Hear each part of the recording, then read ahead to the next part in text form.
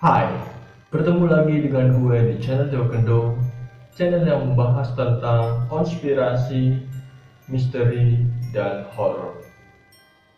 Dan pada kesempatan video kali ini, gue akan membongkar konspirasi hebat antara John F. Kennedy, Soekarno, Soeharto, dan Freeport.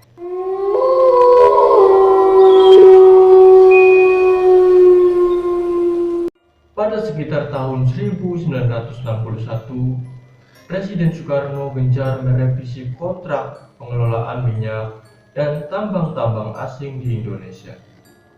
Minimal sebanyak 60% dari keuntungan perusahaan minyak asing harus menjadi jatah rakyat Indonesia. Namun, kebanyakan dari mereka gerah dengan peraturan itu. Akibatnya, skenario jahat para elit dunia pada akhir mulanya direncanakan terhadap negara tercinta Indonesia. Pada akhir tahun 1996 lalu, sebuah artikel yang ditulis oleh seorang penulis Lisa Pace yang dimuat dalam majalah Pro. Tulisan ini juga disimpan dalam National Archive di Washington DC. Judul tulisan tersebut adalah JFK Indonesia CIA and Freeport. Walau dominasi Freeport atas gunung es di Papua telah dimulai sejak tahun 1967, namun kiprahnya di negeri ini ternyata sudah dimulai beberapa tahun sebelumnya. Dalam tulisannya, Lisa Pace mendapatkan temuan jika Freeport Sulfurs nyaris bangkrut berkeping-keping ketika terjadi pergantian kekuasaan di Kuba pada tahun 1959. Saat itu, di Kuba, Fidel Castro berhasil menghancurkan rezim diktator Batista. Oleh Castro, perusahaan asing di negeri itu dinasionalisasikan. Freeport Sulfurs yang baru saja hendak melakukan pengapalan nikel produksi perdananya dari Kuba akhirnya terkena imbasnya, maka terjadi ketegangan di Kuba. Menurut Lisa Pace, berkali-kali CEO Freeport Sulfurs merencanakan upaya pembunuhan terhadap Fidel Castro, namun berkali-kali pula menemui kegagalan.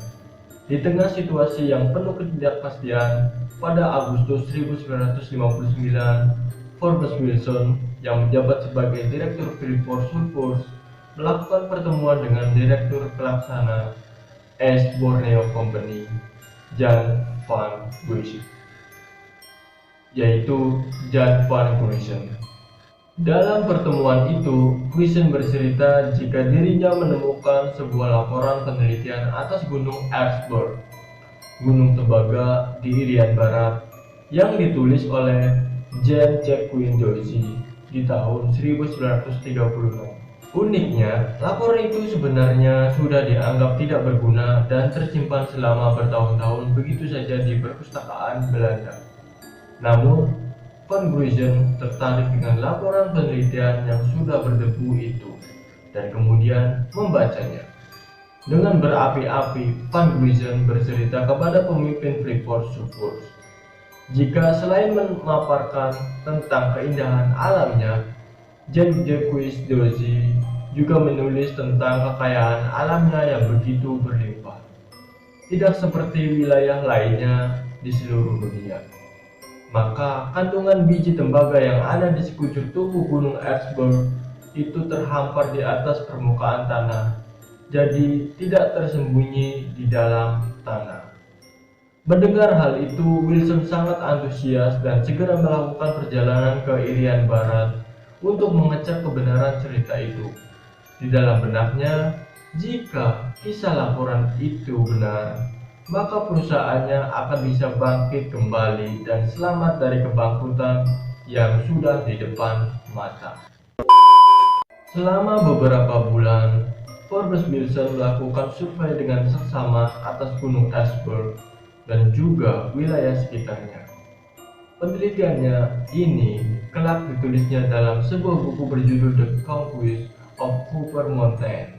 Wilson menyebut gunung tersebut sebagai harta karun terbesar yang untuk memperolehnya tidak perlu menyelam lagi karena semua harta karun itu telah terhampar di permukaan tanah. Dari udara, tanah di sekujur gunung tersebut berkilau ditimpa sinar matahari. Wilson juga mendapatkan temuan yang nyaris membuatnya gila, karena selain dipenuhi biji tembaga, gunung tersebut ternyata juga dipenuhi biji emas dan perak. Menurut Wilson, seharusnya gunung tersebut diberi nama Gold Mountain, bukan gunung tembaga. Sebagai seorang pakar pertambangan, Wilson memperkirakan jika Freeport akan untung besar, hanya dalam waktu 3 tahun pasti kembali modal. Pimpinan Freeport Sulfur ini pun bergerak dengan cepat. Pada 1 Februari 1960, Freeport Sulfur menekan kerjasama dengan East Borneo Company untuk mengeksplorasi gunung tersebut.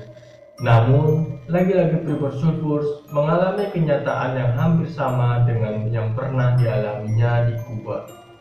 Perubahan eskalasi politik atas tanah Irian Barat tengah mengancam.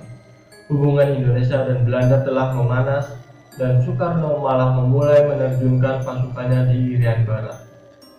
Tadinya Wilson ingin meminta bantuan kepada Presiden Amerika Serikat John Fitzgerald Kennedy atau yang disingkat dengan JFK agar mendinginkan Irian Barat. Namun ironisnya, John F. Kennedy malah sepertinya mendukung Soekarno. Kennedy mengancam Belanda akan menghentikan bantuan Marshall Plan jika ngotot mempertahankan Irian Barat. Belanda yang saat itu memerlukan bantuan dana segar untuk membangun kembali negerinya dari puing-puing kehancuran akibat Perang Dunia Kedua, terpaksa mengalah dan mundur dari Irian Barat. Ketika itu, sepertinya Belanda tidak tahu jika Gunung Ertsberg sesungguhnya mengandung banyak emas, bukan tembaga. Sebab jika saja Belanda mengetahui fakta sesungguhnya, maka nilai bantuan Marshall Plan yang diterimanya dari Amerika Serikat tidak ada apa-apanya dibanding dengan nilai emas yang ada di gunung tersebut. Dampak dari sikap Belanda untuk mundur dari Irian Barat menyebabkan perjanjian kerjasama dengan East Borneo Company mentah kembali. Para pemimpin Freeport jelas marah besar. Apalagi mendengar Kennedy akan menyiapkan paket bantuan ekonomi kepada Indonesia sebesar 11 juta dolar AUS. Dengan melibatkan IMF dan Bank Dunia, segalanya berubah 180 derajat ketika Presiden Kennedy tewas ditembak pada 22 November 1963. Banyak kalangan menyatakan penembakan Kennedy merupakan sebuah konspirasi besar menyangkut kepentingan kaum globalis yang hendak mempertahankan kehegemonisnya atas kebijakan politik di Amerika. Presiden Johnson yang menggantikan Kennedy mengambil sikap yang bertolak belakang dengan pendahulunya. Johnson malah mengurangi bantuan ekonomi kepada Indonesia, kecuali kepada militernya. Salah seorang tokoh di belakang keberhasilan Johnson, termasuk dalam kampanye pemilihan Presiden Amerika Serikat tahun 1964, adalah Augustus Chilom, salah seorang anggota Dewan Direksi Freeport. Tokoh yang saat ini memang punya kepentingan besar atas Indonesia. Selain kaitannya dengan Freeport, Chilom juga memimpin Texaco yang membawahi Caltech, patungan dengan Standard Oil di California. Soekarno pada tahun 1961 memutuskan kebijakan baru kontrak perminyakan yang mengharuskan 60% labanya diserahkan kepada pemerintah Indonesia. Caltech sebagai salah satu dari 3 operator perminyakan di Indonesia yang sangat terpukul oleh kebijakan Soekarno ini. Lisa Fish dengan cermat menelusuri riwayat kehidupan tokoh ini. Antara tahun 1964 sampai 1970, Chilom pensiun sementara sebagai pemimpin Texaco. Apa saja yang dilakukan orang ini dalam masa itu yang di Indonesia dikenal sebagai masa yang paling krusial? Fish mendapatkan data jika pada Maret 1965 Augustus Chilom terpilih sebagai direktur Chemical Bank, salah satu perusahaan Rockefeller. Pada bulan Agustus 1965, Long diangkat menjadi anggota Dewan Penasehat Intelijen Presiden Amerika Serikat untuk masalah luar negeri. Badan ini memiliki pengaruh sangat besar untuk menentukan operasi rahasia Amerika Serikat di negara-negara tertentu. Long diyakini salah satu tokoh yang merencanakan kudeta terhadap Soekarno yang dilakukan Amerika Serikat dengan menggerakkan sejumlah perwira angkatan darat yang disebutnya sebagai Our Local Army Friend. Sedangkan menurut pengamat sejarawan dari Lembaga Ilmu Pengetahuan Indonesia yang disingkat LIPI, Dr. Asfi Marwan Adam, Soekarno benar-benar ingin sumber daya alam Indonesia dikelola oleh anak bangsa sendiri. Asfi juga menuturkan, sebuah arsip di Kedutaan Besar Amerika Serikat di Jakarta mengungkapkan pada 15 Desember 1965 sebuah tim dipimpin oleh Khairul Saleh di Istana Cipanas sedang membahas nasionalisasi perusahaan asing di Indonesia. Soeharto yang pro modal asing datang ke sana menumpang helikopter. Dia menyatakan kepada peserta rapat bahwa dia dan Angkatan Darat tidak setuju rencana nasionalisasi perusahaan asing itu. Sebelum tahun 1965, seorang Taipan dari Amerika Serikat menemui Soekarno. Pengusaha itu menyatakan keinginannya berinvestasi di Papua, namun Soekarno menolak dengan halus. Kata Soekarno, saya sepakat dan itu tawaran menarik. Tapi tidak untuk saat ini. Coba tawarkan kepada generasi setelah saya. Soekarno berencana modal asing baru masuk Indonesia 20 tahun lagi. Setelah putra-putri Indonesia siap mengelola, dia tidak mau perusahaan luar negeri masuk. Sedangkan orang Indonesia masih memiliki pengetahuan nol tentang alam mereka sendiri. Oleh karenanya, sebagai persiapan, Soekarno mengirimkan banyak mahasiswa belajar di negara-negara lain. Soekarno baru saja membuat tembok penghalang atas asing dan mempersiapkan calon pengelola negara. Namun, Asfi menjelaskan bahwa usaha pihak luar yang bernafsu ingin membawa kekuasaan Soekarno tidak kalah kuat. Setahun sebelumnya, yaitu pada tahun 1964, seorang peneliti diberi akses untuk membuka dokumen penting Departemen Luar Negeri Pakistan dan menemukan surat dari Duta Besar Pakistan di Eropa. Dalam surat Desember 1964, diplomat itu menyampaikan informasi rahasia dari Intel Belanda yang mengatakan bahwa dalam waktu dekat Indonesia akan beralih ke barat. Dan juga Lisa menjelaskan maksud dari informasi itu adalah akan terjadi kudeta di Indonesia oleh Partai Komunis. Sebab itu, Angkatan Darat memiliki alasan kuat untuk menamatkan Partai Komunis yang disingkat PKI. Setelah itu membuat Soekarno menjadi tahanan. Telegram rahasia dari Departemen Luar Negeri Amerika Serikat ke Perserikatan Bangsa-Bangsa pada April 1965 menyebut Freeport sudah sepakat dengan pemerintah Indonesia untuk menambang puncak iceberg di Papua. Salah satu bukti sebuah telegram rahasia Simpek 342 pada tanggal 21 Januari 1965 pukul 9:48 yang menyatakan ada pertemuan para panglima tinggi dan pejabat Angkatan Darat Indonesia membahas rencana darurat itu bila Presiden Soekarno meninggal. Namun, kelompok yang dipimpin oleh Jenderal Soeharto tersebut ternyata bergerak lebih cepat dari rencana itu. Jenderal Soeharto justru mendesak Angkatan Darat agar mengambil alih kekuasaan tanpa menunggu Soekarno berhalangan. Mantan pejabat CIA Ralph McGee juga pernah bersaksi bahwa semuanya itu memang benar adanya. Maka dibuatlah PKI sebagai kambing hitam. Sebagai tersangka pembunuhan atas 7 Dewan Jenderal yang pro Soekarno melalui gerakan 30 September yang dijalani oleh PKI. Atau dikenal oleh pro Soeharto sebagai G30 SPKI dan disebut juga sebagai Gestapo. Gerakan 30 September oleh Prof. Soekarno.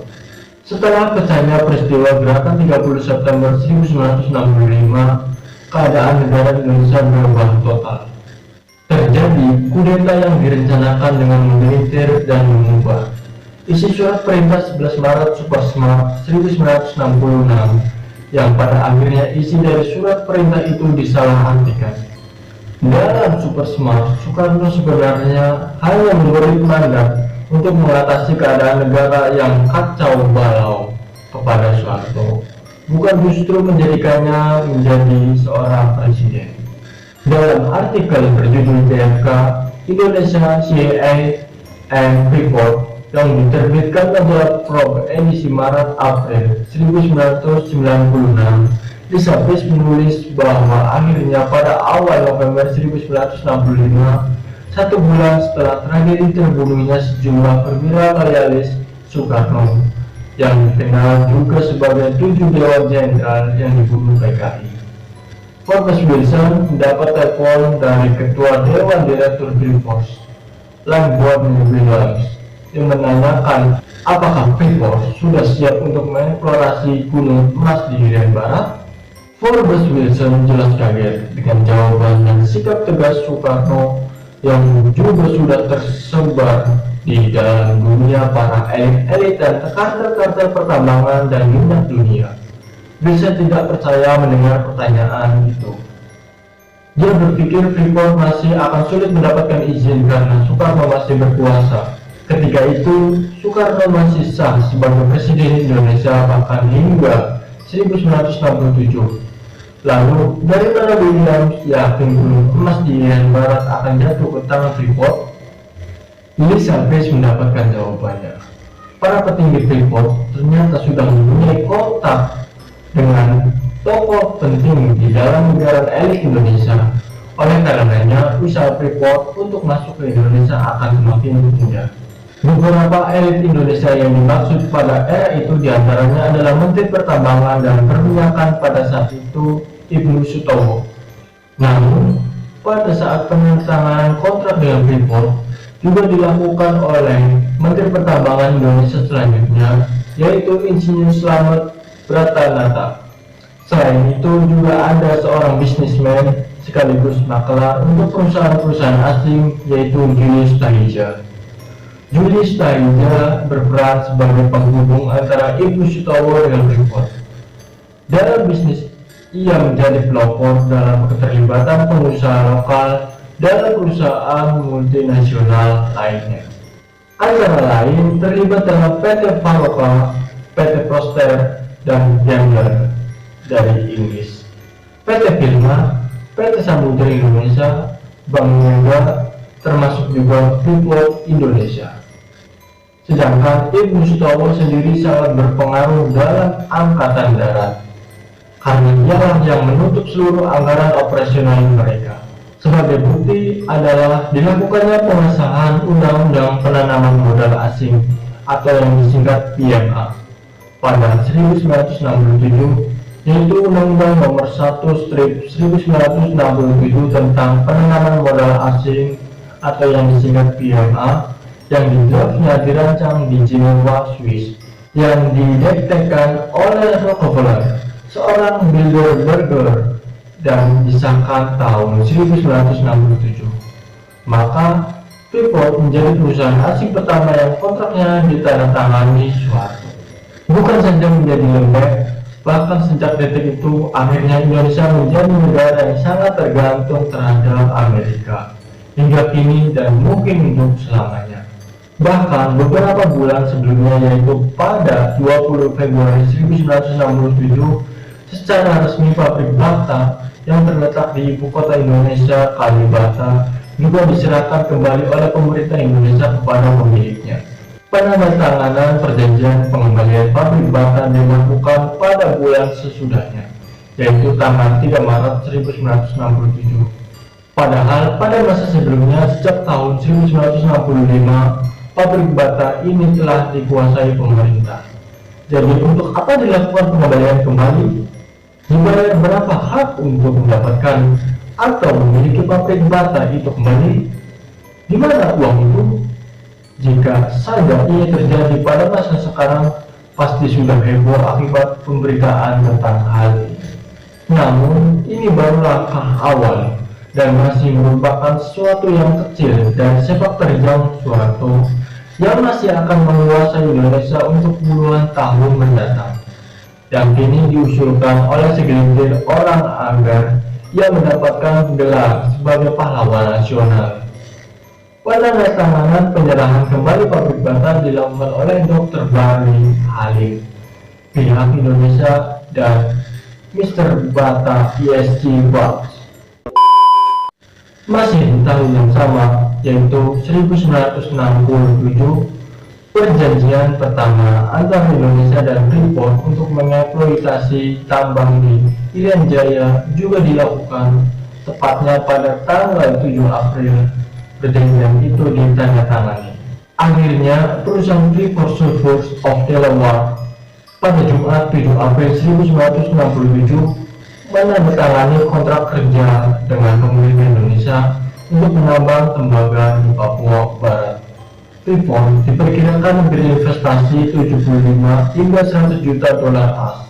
Penandatanganan bertembakan di Departemen Pertambangan dengan pemerintah Indonesia diwakili oleh Menteri Pertambangan Insinyur Slamet Pratanata dan Freeport oleh Robert C. Hill, Presiden Freeport Sulphurs, dan Forbes K. Wilson, Presiden Freeport Indonesia. Anak perusahaan dibuat untuk kepentingan ini, disaksikan pula oleh Duta Besar Amerika Serikat untuk Indonesia, Marshall Gray. Oke, itulah pembongkaran konspirasi hebat antara John F. Kennedy, Soekarno, Soeharto, dan Freeport. Semoga kalian bisa menangkap tentang hal-hal penting dari pembahasan kali ini. See you next time di video-video gue selanjutnya, and bye-bye.